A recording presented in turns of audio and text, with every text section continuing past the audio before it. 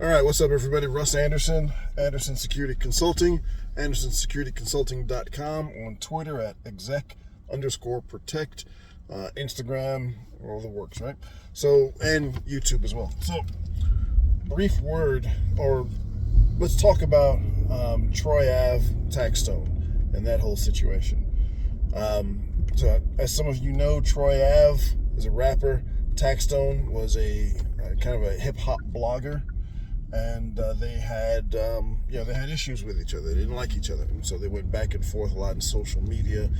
And things came to a head one night a few years ago when they both wound up at the same venue. So Taxstone apparently was by himself. Troy Ave came there with his bodyguard, and I guess he spotted Taxstone and told his bodyguard to go make contact with him. They're pretty much like, go get him, rough him up or whatever it might have been. As he went to approach Taxstone, Taxstone pulled out a gun, and engaged the bodyguard, which resulted in the bodyguard's death. So, whatever happened after that is whatever happened after that. The result of the trial, that's not the important part. The important part is this: as professional protection specialists, or executive protection specialists, or close protection specialists, our duty is not just to guard our principal from harm. It's also to guard our own reputations and our own businesses and our freedom by not complying with unlawful orders to engage in criminal activity. So this bodyguard was told to go do something, and he complied with that wish to go do something to another individual. It cost him his life. So my caution to people who want to get into the business or who might already be in the business, you should never have a client that tries to get you to do something illegal, something immoral, something unjust, something unethical. If you do, this could be the result. This is obviously the ultimate in punishment. He paid for his life for following the lead of his principal. Now, from the Troy Ave side, he should never have ordered that. There are some people who want goons, and so I'm going to give you a personal example of a similar situation that happened to me and how I handled it. So, obviously, I'm not going to give out any names. I had a client. We were at a party. I had a big crew that night because he was hosting the party, so a lot of guys there, and made sure we maintained control of the venue, which we did very well. So there was a crowd of people outside who wanted to gain access, but if you were not on the guest list, you were not going to be granted access. So one of the client's friends started going back and forth and engaging in very disrespectful sparring session, verbal sparring session with one of the individuals that was outside. He started getting really, really personal, which is never a good idea. When you're talking about embarrassing someone or trying to humiliate someone or insulting them in front of their peer group, people could, have a, adverse or negative reaction to that. So, long story short, this guy decides he's going to leave the venue and leave that protective bubble. While he was in that protective bubble, he was okay, which he made clear to these individuals: I'm securityed up, you can't touch me. Things of that nature, which I kept urging him, to please don't engage in that way, because it's not helpful. It makes the security personnel's job harder than it needs to be. People like this are very small-minded people. They should be avoided at all costs. So he leaves. I see the guy he's sparring with verbally back and forth leave and make a beeline for this guy, because he was going to go next door to a store to get something or another. I don't know what he was doing. And before I could get there, well, guess what happened? He confronted the guy face to face. He didn't sneak up on him. He didn't sucker punch him.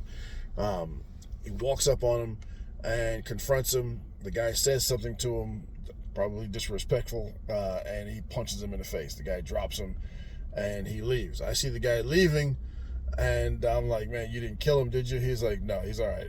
I was like, okay. And I just went in there, helped the dude up. He gets up. He's angry at me because he got punched in the face by somebody else. He tried to claim that I, watched him get punched in the face.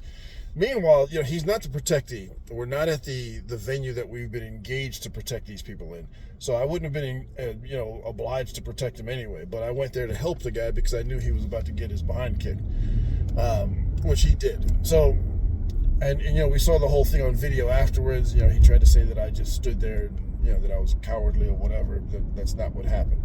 Number one, it's a beef between two individuals. It wasn't my beef. I went there to kind of help pick up the pieces because I knew he was going to get, splattered, which he did. So when he got up is when things got interesting. So he says to me, "You got your gun? Let's go get him." And I was like, "What do you mean, let's go get him?" He said, "No, we're going to go take him out." And I said, "No, we're not going to go do anything. We're not going to do anything." And he was like, "Well, give me your gun. I'm going to go get him." I said, "No, I don't think so." The guy was drunk. He was high. So I grabbed him by the back of the shirt and I took him to the principal and I explained what happened. And I said, "Look, here's the deal. We're not henchmen. We're not goons. We don't do your bidding. We're here to perform a security function for a specified area for a specific period of time, and then we're done." And I wound up leaving that client because he just had a lot of misconceptions about what professional protection specialists do. And so we're not goons. We don't do your bidding. We're not going to go get somebody. We don't go put bags over people's heads. We don't go shoot people in retaliation.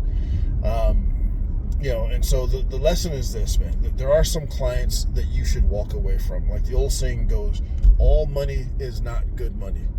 And now, look, I get it. There are times when you just need money. You got to pay your bills. You have things to do.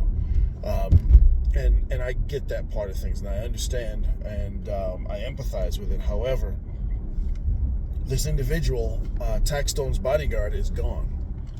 He is no longer here on Earth. He is no longer able to provide love and support for his family, his loved ones, and his friends, all because he complied with the order of a very foolish order from a very foolish individual who pretty much ordered him to his death.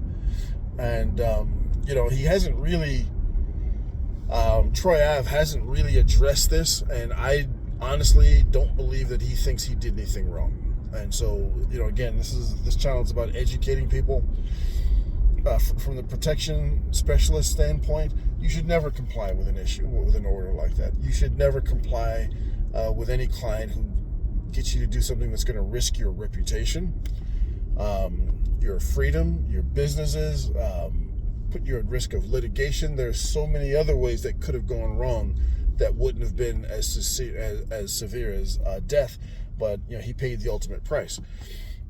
This is not the action of a soldier. Some people out there saying, "No, he was a soldier. He's a ride or die." No, man, that's a foolish way to lose his life. It was a waste of a human life.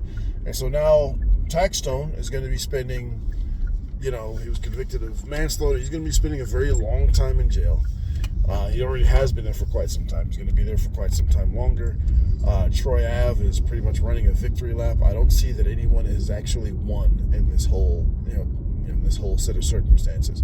Stay away from clients that don't understand our function. Try to educate them if you can. If they will not be educated, or if they insist on you doing their bidding and performing illegal activity, then you have to walk away from them. I've heard stories of clients trying to get people to provide, let's just say, the opposite sex entertainment. The answer is no. I'm not going to do that. They've tried to get them to retrieve, let's just say, urban products from urban pharmaceutical representatives. Let's just say that part. Again, the answer is no. But one of my specialties is corporate clients, so I don't really work very often with the entertainment crowd. The hip hop crowd can be particularly challenging and sometimes even dangerous, just because of the opposition and the enemy some of these guys might have that are coming from the streets. I like my corporate executives. I don't have to deal with things like that. They understand our role. They don't try to stray outside of that role. They're not engaging in illegal activity. It makes life much, much easier. And you're able to do your job without being ordered to risk your life or your freedom. So, anyway, it's your boy Russ Anderson, Anderson Security Consulting. Again, to quote Eric Conahia, when you get in that limousine and you're engaged with a client, you're not just protecting their safety and their reputation, you're protecting your reputation as well, too. So be prudent, be smart, and be aware of what you're supposed to be and not supposed to be doing. Anyways, your boy Russ, I'm out.